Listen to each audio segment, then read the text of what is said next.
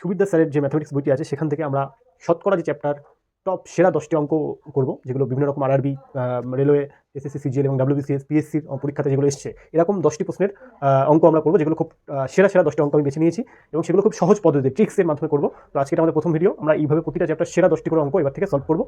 তো চলো শুরু করা যাক। তোমাদের কাছে স্যার বইটা অবশ্যই আছে, যারা বাংলাতে প্রিপারেশন করছো, বাংলাতে খুবই ভালো বই এই বইটা। তো চলো, প্রথম অঙ্ক যেটা প্র্যাকটিস সেটের 4 নম্বর অঙ্ক, আরআরবি চেন্নাইতে অঙ্কটি এসে, ঠিক আছে, আরআরবি চেন্নাই 2005 অঙ্কটা আসা। দুটি সংখ্যা বলছে, দুটি সংখ্যা তৃতীয় একটি সংখ্যা থেকে 20% ও 20% 25% কম। দুটি সংখ্যা, তৃতীয় একটি সংখ্যা, তাহলে ফার্স্ট, সেকেন্ড আর থার্ড, ঠিক আছে, এই তিনটে সংখ্যা আছে। কি বলছে যে দুটি সংখ্যা তৃতীয় একটি সংখ্যা থেকে 20% এবং 25% কম। তাহলে তৃতীয়টা যদি আমি 100 ধরি, তাহলে প্রথমটা কত? প্রথমটা 20% কম, 20% কম মানে 80, আর তারপরটা কত? 25% কম মানে কত? 75। এটাই বলছে। তাহলে বলছে যে প্রথম সংখ্যা থেকে দ্বিতীয় সংখ্যাটি কত কম। দেখো আরআরবি চেন্নাইতে আসে এই অঙ্কটি, কিন্তু বলছে প্রথম সংখ্যাটি দ্বিতীয় সংখ্যাটি, প্রথম সংখ্যাটি থেকে দ্বিতীয় সংখ্যাটি কত কম। কত কম? 80 থেকে 75, 5 কম। কিন্তু এটা শতাংশে বের করতে বলছে, পার্সেন্টেজে। তাহলে পার্সেন্টেজ হবে যার থেকে কম বলছে। কার থেকে? প্রথম সংখ্যা থেকে কম, তাহলে প্রথম সংখ্যাটা নিচে বলবে। যার থেকে কম বলবে সেটা নিচেই বলবে। প্রথম সংখ্যা থেকে দ্বিতীয় সংখ্যাটি 5 কম, তাহলে প্রথম সংখ্যাটা নিচেই, আর কত কম? 5 কম, প্লাস ইন্টু 100, শতাংশ বের করার নিয়ম তোমরা জানো। তো এইভাবে এবার কাটাকুটি করলে আমরা অ্যান্সার পেয়ে যাবো। কত হবে? 0 0 কাটলাম, 4 দিয়ে কাটলে এটা 2, আর 4 দিয়ে কাটলে এই সরি এটা আচ্ছা এটা হচ্ছে 4 হচ্ছে, আর এটা হচ্ছে 5 হচ্ছে, তাহলে কত হচ্ছে? 25/5 হচ্ছে 25/4, অর্থাৎ 30.4%। এটা অ্যান্সার ডি, সুবিধা স্যারের বইয়ের 4 নম্বর অঙ্ক, ঠিক আছে। তোমরা দেখে নিও, অঙ্কটা বুঝতে পেরেছো যে তৃতীয় অঙ্ক থেকে এটা 25 কম, এটা 20 কম, তাহলে এটা থেকে এটা কত বেশি। তাহলে যেটা থেকে বলবে সেটাই নিচেই বসবে। আশা করি তোমরা বুঝতে পেরেছো। না বুঝতে পারলে এটা আবার দেখো, বুঝতে পারবে, ঠিক আছে। আমরা নেক্সট অঙ্ক করবো, যেহেতু 10টা অঙ্ক করতে হবে, আমাদের প্রথম অঙ্ক এটা ছিল। নেক্সট অঙ্ক দেখো কি করি। নেক্সট অঙ্ক 13 নম্বর অঙ্কটা আমরা করবো, ঠিক আছে। 8 নম্বর অঙ্ক, 8 নম্বর অঙ্কটা কী বলছে? 8 নম্বর অঙ্কটা আমি একটু লিখে দিচ্ছি এখানে, এটা জিজ্ঞেস করেছে আমাদের। তাহলে আমরা প্রথমে এটাকে আগে সলভ করি, ঠিক আছে। x - y 50%, 50% মানে কত? হাফ। তাহলে x মাইনাস, আচ্ছা দেখো তাহলে এবার কী হবে? এটা যে আমরা কাটাকাটি করলে কী লিখতে পারি? এটা 2, তার মানে x - y/2, আর উপরে 3 x + y/10, ঠিক আছে। তাহলে এটা দিয়ে আমি এটা কাটলাম 5, এটা 1, তাহলে এবার কোনাকুনি গুণ করছি, 5x - 5y, ওকে। আর এটা দিয়ে এটা 1, তাহলে কি হচ্ছে? 3x + 3y। এগুলো তোমরা জানবে যারা করছো অঙ্কে। 5x - 3x মানে কত? 2x। 5y টা এখানে চলে গেলে যোগ হয়ে যাবে, এর সাথে মানে 8y হয়ে যাবে, ঠিক আছে। তাহলে x মানে কত হয়ে যাবে? 4y হয়ে যাবে, ঠিক আছে। আমাকে বলছে y মানে বের করতে। y মানে দেখো, y মানে x এর কত, তাহলে y টা আগে বের করি। y মানে 1/4 × x, তো 1/4 মানে কত? 1/4 মানে 25%, কারণ এটাকে আমরা লিখতে পারি না 25/100, হ্যাঁ, ইন্টু x, তাহলে কত? 125% হচ্ছে। তাহলে এটার অ্যান্সার হবে যে y x এর 25%, দ্যাট উইল বি অ্যান্সার, ওকে। 25% এর অ্যান্সার হবে। বুঝতে পেরেছো অঙ্কটা? জাস্ট ক্যালকুলেশন, আর কিছু না, ওকে। এটা আমরা দ্বিতীয় অঙ্ক হলো। নেক্সট দেখো, আমরা একটু দ্রুত করবো, যেহেতু আমাদের 10টা করে সেটা অঙ্ক করতে হবে, ঠিক আছে। তারপরে আমরা এসএসসি সিজিএলে আসা একটা অঙ্ক করবো 2011, যেটা 13 দাগের অঙ্ক আছে। কি অঙ্ক আছে? চিনির মূল্য 20% বাড়লো, খরচ অপরিবর্তিত রাখতে হলে দ্রব্যের ব্যবহার কত কমাতে হবে? এসএসসি সিজিএলে অঙ্ক আসা অঙ্ক, চিনির মূল্য 20% বাড়লো, তাহলে চিনির মূল্য ধরে নাও আগে কত ছিল? চিনির মূল্য, আচ্ছা 20% মানে কত? 20% মানে আমরা জানি যে 20/100, তাই তো। তার মানে কত? কাটাকাটি করলে 1/5। তার মানে চিনির মূল্য যেটা বাড়বে, চিনির মূল্য যদি আগে এটা থাকতো, 5 থাকতো, যদি আগে চিনির মূল্য ধরে নিলাম, আগে চিনির মূল্য এটা ছিল, এটা ছিল আগে চিনির মূল্য, তাহলে এখন 1 কমে যাবে, কারণ 20% কি বলেছে? কমে গেছে, 20% বাড়লো, বেড়ে যাবে, তার মানে এটা বেড়ে যাবে, 1 বেড়ে যাবে। তাহলে এখন চিনির মূল্য কত হয়ে যাবে? 6 হয়ে যাবে। আগে 5 থাকলে এখন 6 হয়ে যাবে। তাহলে চিনির মূল্য আগে যদি 5 থাকতো, এর আগে, হ্যাঁ, আগে যদি 5 থাকতো, তাহলে এখন কত হয়ে যাবে? এখন 6 হয়ে যাবে চিনির মূল্য, মানে 5 টাকা হলে এখন 6 টাকা করে হবে 1 কেজির দাম। তাহলে পরিমাণটা কী হয়? পরিমাণটা সবসময় এর উল্টো হয়, যেটা মূল্য তার পরিমাণটা তার উল্টো হয়। তাহলে পরিমাণ কী হবে? এটা হচ্ছে ট্রিক্স, পরিমাণটা উল্টো হবে। তাহলে আগে যদি 6 কেজি কিনতো, এখন তাহলে তাকে 5 কেজি কিনবে। সবসময় মনে রাখবে, যেটা টাকা মূল্য তার উল্টোটা হয় হচ্ছে চিনির পরিমাণ। তাহলে পরিমাণ কী হবে? 6:5, ওকে। তাহলে কি হচ্ছে যে কত পরিমাণে কমছে?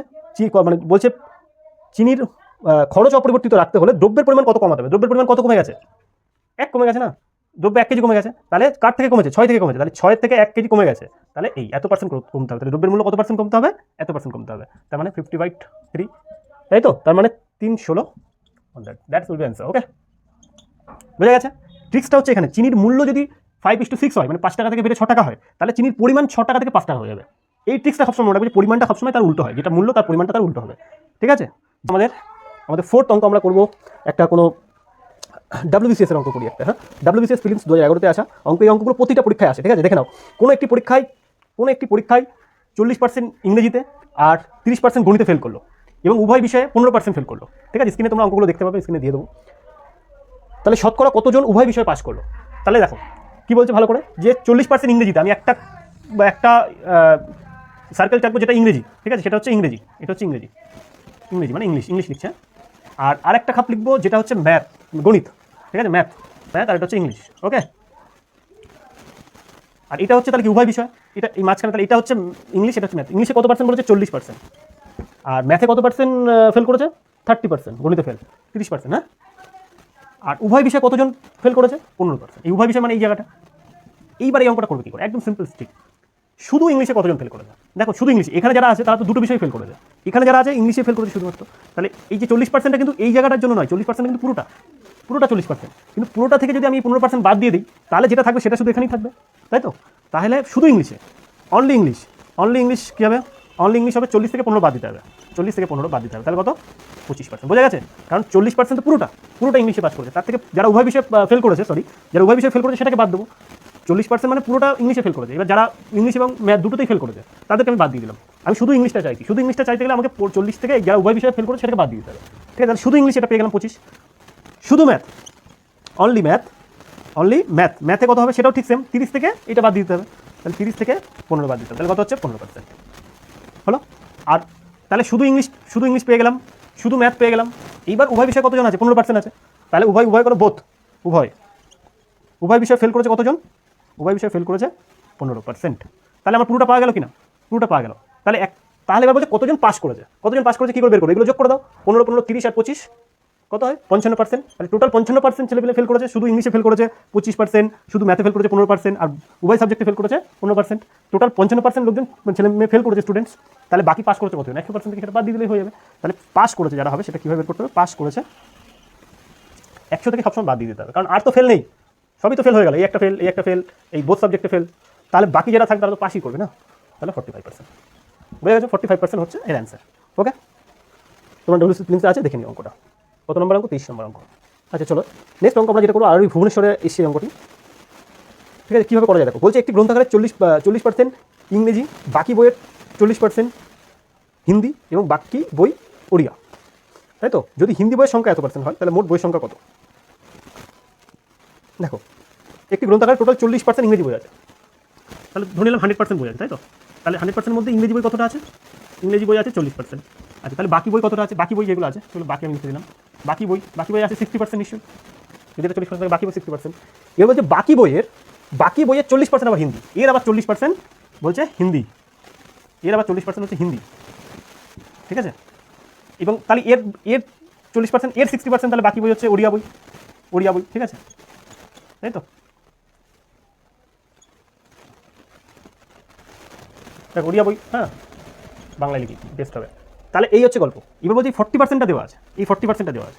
এই 40% মানে হিন্দিতে যারা কথা বলে সেটা হচ্ছে কত? 48।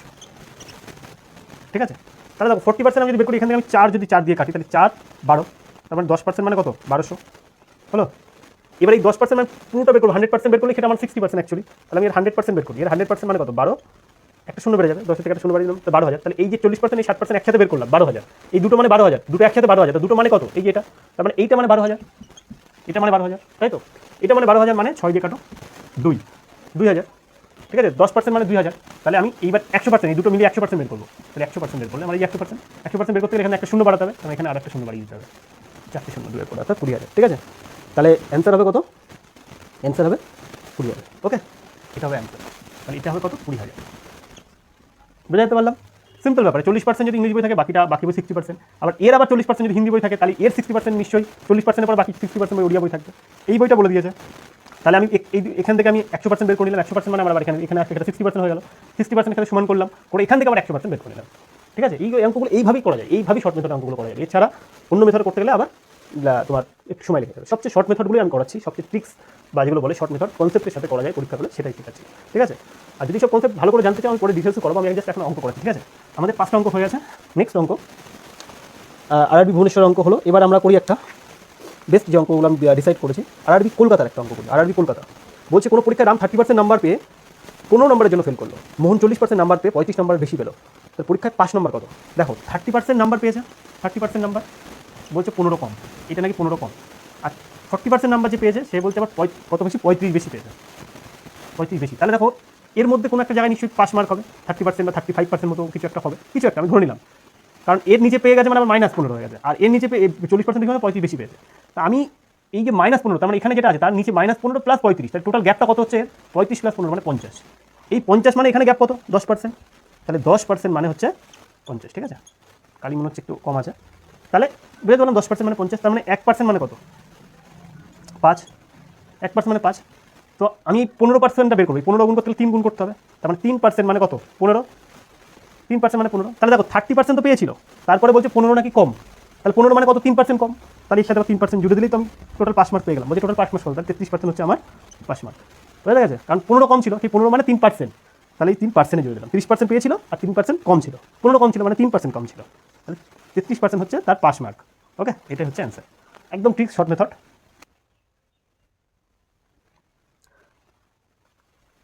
সাতষট্টি, একটা পরীক্ষায় 65% লোক পাস করে এবং 420 জন ফেল করে, তাহলে পরীক্ষার্থীর সংখ্যা কত?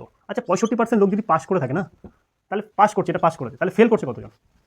ফেল করেছে কত পার্সেন্ট? বাকিটা 65 থেকে 100 থেকে বাদ দিয়ে দিতে, মানে 35% ফেল করেছে, তাই তো? 35% ফেল করেছে এবং ওই ফেলের সংখ্যাটাই বলে দিয়েছে, 35% মানে হচ্ছে এত, ঠিক আছে? তাহলে 5 দিয়ে এবার বলছে 100% মানে পরীক্ষার্থীর সংখ্যা কত? এখানে 100% বের করা যাবে না, 7 দিয়ে কাটো, 7 দিয়ে কাটলে 5%, 7 দিয়ে কাটলে 6, তাহলে এবার এটা 100% বের করতে গেলে কি করতে হবে? 20 দিয়ে গুণ করতে হবে, তাহলে এটা 100% হয়ে যাবে, 20 দিয়ে গুণ করলাম, 20 দিয়ে গুণ করো, এটারও তাহলে 20 দিয়ে গুণ করো, কত হয়ে যাবে? 1200, ঠিক আছে? তাহলে 1200 হবে এর অ্যান্সার, হলো? তারপর দেখো আরও একটা অঙ্ক আছে, 4 ঘন্টা 30 মিনিট একদিনের কত শতাংশ? 4 ঘন্টা, আরে কাল একটু কম আছে, 4 ঘন্টা 30 মিনিট একদিনের কত অংশ? আচ্ছা 4 ঘন্টা 30 মিনিট ঘন্টায় করে নাও, 4 ঘন্টা মানে 4.5 ঘন্টা অ্যাকচুয়ালি, তাই তো? 4.5 ঘন্টা, 4.5 ঘন্টা মানে কত? 4.5 ঘন্টা মানে 9/2, এত ঘন্টা। আর একদিন মানে কত? একদিন মানে 24 ঘন্টা, একদিন মানে 24 ঘন্টা, সেটাই তো বলছি, এর কত শতাংশ? তাহলে 100 গুণ করে দিলেই হয়ে যাচ্ছে, ঠিক আছে? তাহলে এটা বাই এটা ইন্টু 100, এবার এটা ক্যালকুলেশন করো, কীভাবে করবে? 9 নিচে 2 আছে মানে 2টা দিয়ে দাও, ইন্টু 24 ইন্টু 100, ওকে? তাহলে কি হচ্ছে? কীভাবে কাটাকুটি করতে হবে? 3 দিয়ে কাটলে 3, 3 দিয়ে কাটলে 3 আর 24, আচ্ছা তাহলে কত হচ্ছে? যদি তুমি 4 দিয়ে কাটো এটাকে 2, 4 দিয়ে কাটলে এটাকে 25, তাহলে 3 25 75 বাই 4, তাহলে 4 দিয়ে ভাগ করলে 4 8 এবং 72, 3, এই অ্যান্সার, ঠিক আছে? তাহলে 4 ঘন্টা 30 মিনিট একদিনের এত পার্সেন্ট, এটাই হলো অ্যান্সার, ঠিক আছে? আমরা আরেকটা অঙ্ক আছে এখানে, WCS মেন্সে এসেছিল, সেই অঙ্কটা একটু করবো, তারপর আজকে একটু কালি কম আছে, আমরা এই অবধি করবো, নেক্সট ভিডিওতে আমরা আবার দেখছি, ঠিক আছে? 280 এর 45%, ঠিক আছে?